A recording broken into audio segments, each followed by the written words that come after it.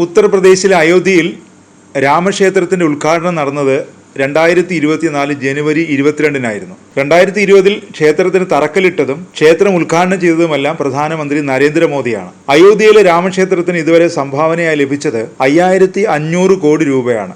കഴിഞ്ഞ 10 മാസത്തിനുള്ളിൽ 11 കോടി രൂപ വിദേശ സംഭാവനയായി മാത്രം ലഭിച്ചു. കഴിഞ്ഞ 3 വർഷത്തിനിടെ 2000 കോടിയിലധികം രൂപ സംഭാവന ലഭിച്ചതായും റിപ്പോർട്ടുകൾ പറയുന്നു.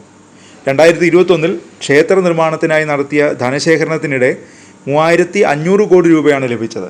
ജനുവരിയിൽ ഉദ്ഘാടനം കഴിഞ്ഞ ശേഷം ഫെബ്രുവരി 24-നുള്ളിൽ തന്നെ ക്ഷേത്രത്തിന് 25 കിലോ സ്വർണവും വെള്ളിയും ഉൾപ്പെടെ 25 കോടി രൂപയുടെ സംഭാവന ലഭിച്ചു.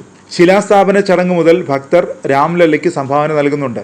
എങ്കിലും ക്ഷേത്രത്തിന്റെ പ്രാണപ്രതിഷ്ഠാ സമയത്തും അതിനുശേഷവുമാണ് സംഭാവനകൾ വർദ്ധിച്ചത്.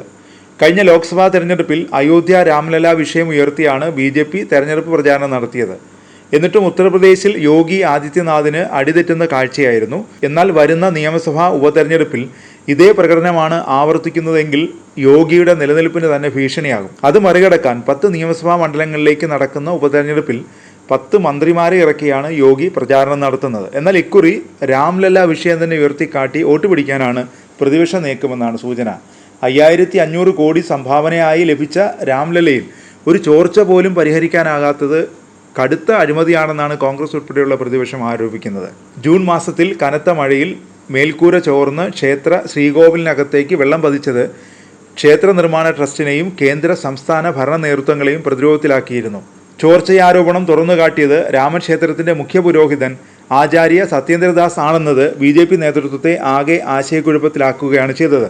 ക്ഷേത്രം പണി പൂർത്തിയാവാത്തതിനാലുള്ള പ്രശ്നം മാത്രമാണിതെന്ന് പറഞ്ഞ് ക്ഷേത്ര നിർമ്മാണ ട്രസ്റ്റ് ചെയർമാൻ നൃപേന്ദ്ര മിശ്ര വിശദീകരിക്കാൻ ശ്രമിച്ചെങ്കിലും വിഷയത്തിൽ BJPക്കെതിരെ അഴിമതി ആരോപണം ഉയർത്തി കോൺഗ്രസ് രംഗത്തെത്തിയിരുന്നു. രക്തസാക്ഷികളുടെ ശവപ്പെട്ടികളായാലും ആരാധനാലയങ്ങളായാലും അത് അഴിമതിക്കുള്ള അവസരമായാണ് BJP കാണുന്നതെന്നാണ് കോൺഗ്രസ് UP അധ്യക്ഷൻ അജയ് റായ് ആരോപിച്ചത്. ഇതേ ആരോപണം ഇനി ഉപതെരഞ്ഞെടുപ്പിലും ഉയർന്നു വരും. മാത്രമല്ല, ഇപ്പോഴും ലക്ഷങ്ങളാണ് ദിവസേന ക്ഷേത്രത്തിന് സംഭാവനയായി ലഭിക്കുന്നത്. അയോധ്യ രാമക്ഷേത്ര ട്രസ്റ്റ് സ്ഥാപിച്ച ഓൺലൈൻ പേയ്മെൻറ്റ് സംവിധാനത്തിലൂടെയും സ്വർണം, വെള്ളി, മറ്റ് വിലപിടിപ്പുള്ള ഭൗതിക സംഭാവനകളിലൂടെയും ഭക്തർ പണം സംഭാവന ചെയ്യുന്നു. സംഭാവന പെട്ടിയിലെ നിക്ഷേപങ്ങൾക്കൊപ്പം ചെക്ക്, ഡ്രാഫ്റ്റുകൾ, ക്യാഷ് സംഭാവനകൾ എന്നിവയുൾപ്പെടെ എല്ലാ രൂപങ്ങളിലും സംഭാവനകൾ ക്ഷേത്രം സ്വീകരിക്കുന്നുമുണ്ട്.